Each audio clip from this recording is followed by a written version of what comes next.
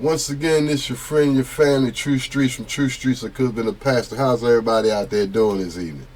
Hope everybody's fine. Hope everybody is blessed. All the family's good. We're in the midst of this holiday season. Y'all be careful out there. Y'all know these people are crazy. A lot of them can't drive. A lot of y'all have bad weather. Stay warm, stay safe, stay prayed up. If you need anything, get it while the weather's kind of good. That way you ain't got to go out there in the crazy weather when it get too bad outside. But anyway, we're here tonight. You know, I always got to play something in the background that's a little entertaining and different. But anyway, I want to talk about an issue of, I touched on before, about what can you do when someone passes away that's close to you.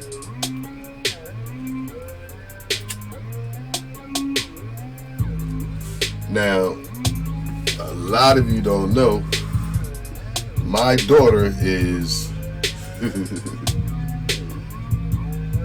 unique with, and that's my oldest daughter, with her mama, and she's technically my stepdaughter. But my baby is Rainbow, and her mother also has a podcast. She also has a clothing thing, and she also has some grown-up stuff. But anyway, if anybody need to get down with the grown-up stuff, you know what I'm saying, look out for something for your ladies or look out for something for yourselves. She is at Pynk Bubbles Boutique. That is Pynk Bubbles Boutique. Not with an initial like the normal I, it's spelled with a Y. But like I said, if you want to have something nice, ladies, so your man come home and see you in it, you might want to hit her up. She got a nice line. Then she got something for little ladies that are, full figured. Also for petite, you know what I'm saying? She got something for everybody.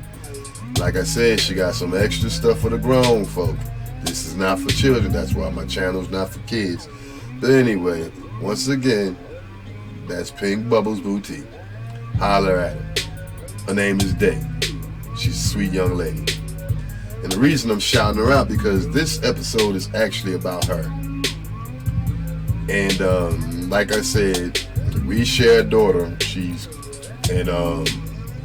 Mrs. Day, she's quite a few years younger than me. But we met on pardon me for leaning down on everybody. I'm looking for a lighter. I have 90 of them. Here go one. Alright, but anyway, so she took started working on a job I was working at, so that's how we met. Then we wound up having our daughter, but we was never the idol, never the real couple. So we're both single parents, taking care of my daughter. So anyway, she's just lost her mother. And last year, or the beginning of this year, I believe she lost her father. And if you ever happen to look her up or listen to one of her podcasts or listen to her on YouTube or catch her on Instagram or anywhere, Spotify, she's on a lot of different platforms. She's still up and new beginner at it. But anyway, what I was getting to the point is that she has her own, physical ailments. Far as she has, anxiety attacks, which can bring on depression and certain things like that. And I'm not shooting dirt behind her. I'm not putting her business in the street, but these are things that she talks about on her podcast. So it's nothing that I can't share. But anyway, but like I said, she handles herself fine, you know what I'm saying? She's a lovely lady. She's a lovely mom. She does a lot for my daughter. I just have her a lot. I just always say that because I have her a lot. But anyway, she loves her daughter, you know what I'm saying? But, so, like I said, she just lost her mom. And it's a messed up kind of situation because you know how we always say, I'm getting ready to go see this person, and for whatever odd reason it may be, you don't go. Well, that was true in her situation again. So her mother passed away, and she wasn't over there to make it over there to see her mother before she did, and she was unaware that her mother was in the situation that she was. Meaning she didn't die from no long-term sickness, I would say, or COVID or anything like that right there. But when they went to knock on the door to give her a wellness check, they noticed that she had done passed away. And when they did the thing on and everything, they said she passed away from a heart attack. Okay, so the thing is this. She's a pretty decent, strong girl, you know what I'm saying? Meaning Mrs. Day. But like anybody, that's your mother, you know what I'm saying? So certain things you can't hold in. You know, you can try, but if you do, it can always backfire later and put you in a worse situation. Especially if you don't take the time to mourn, don't take the time to cry even, as I learned myself the hard way. Things tend to explode when they shouldn't, and the person that you usually explode towards don't deserve the outcome.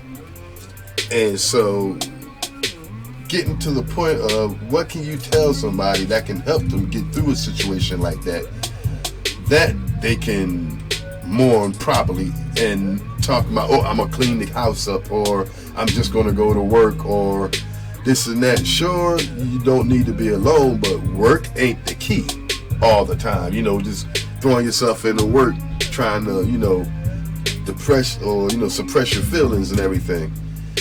And so, but looking in, how you say, looking in the window at the person, you can see that they're on the verge of a collapse, a breakdown, or I wouldn't say straight like a nervous breakdown, but still could be, but on the verge more or less, they might lash out because they're upset, they're angry. You know, when a person passes away, you never asked all the questions.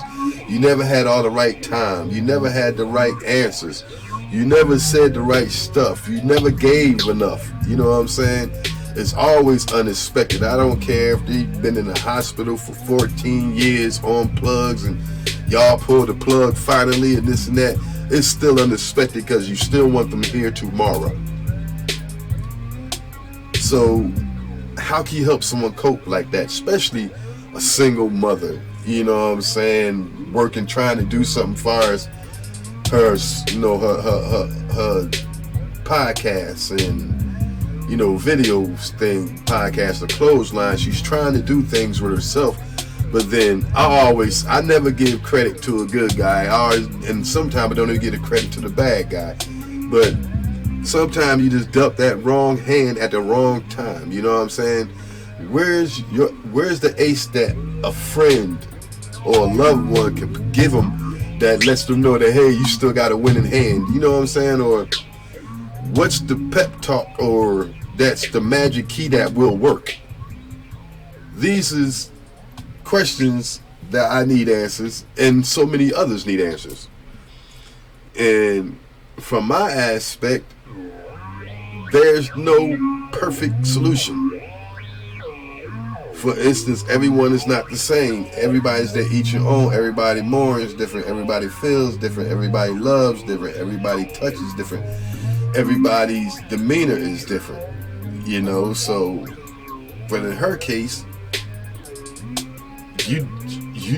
me looking in as a baby father, and like I said, I'm not the best, and I've talked shit about her, and I've cursed her out, all kind of dumb stuff. Sometimes it was my fault. Sometimes I know for a fact it was her fault, you know, and that's just being truthful, you know what I'm saying? But it's not my place to be cursing at people, and I'm learning because I'm working on me, you know. But still, the point I'm making is that no, ain't no physicalness in it.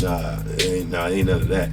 As far as verbally, you can hurt somebody just as much as hurting them physically, or if not more so, you know, because a physical mark can either heal or it's going to be permanent. Period. One or two ways. Ain't no middle.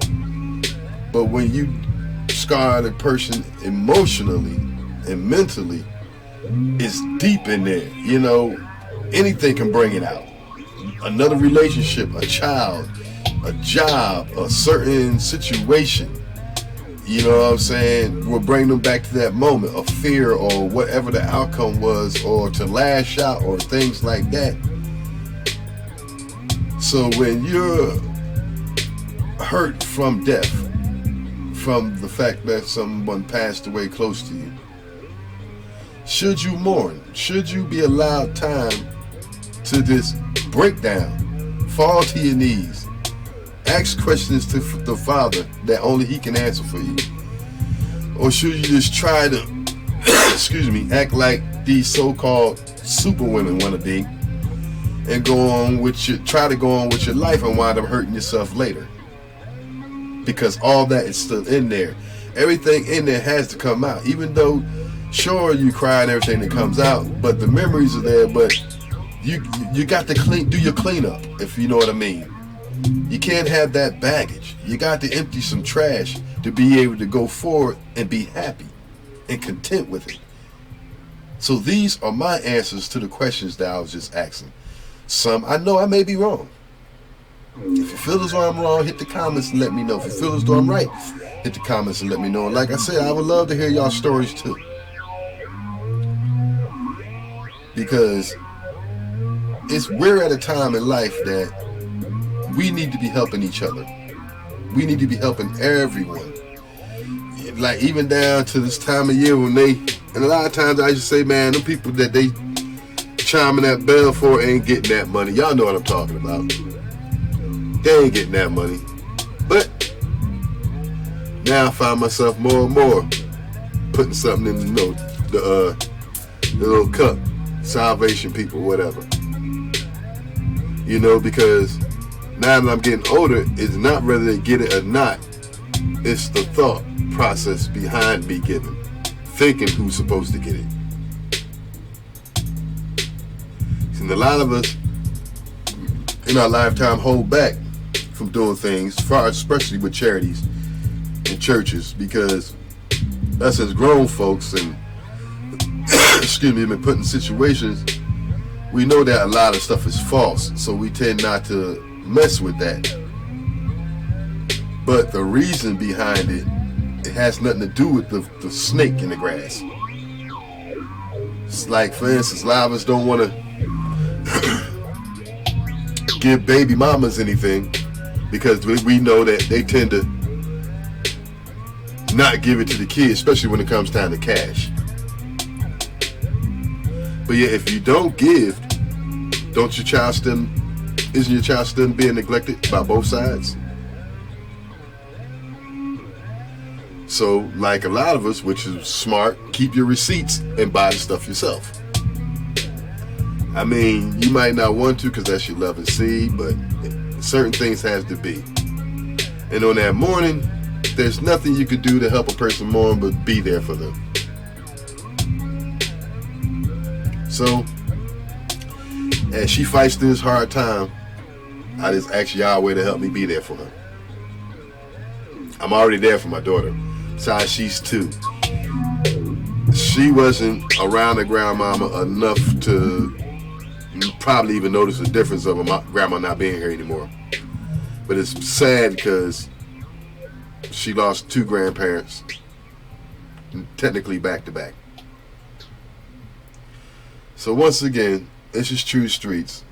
One of them True Streets short takes. Holler back at me. Hit them comments, hit the like buttons, hit the subscribe buttons. Let me know how y'all feel about these things, these conversations. Y'all have a blessed night once again. Y'all keep smiling because Yahweh gave y'all a smile. And once I look to the right,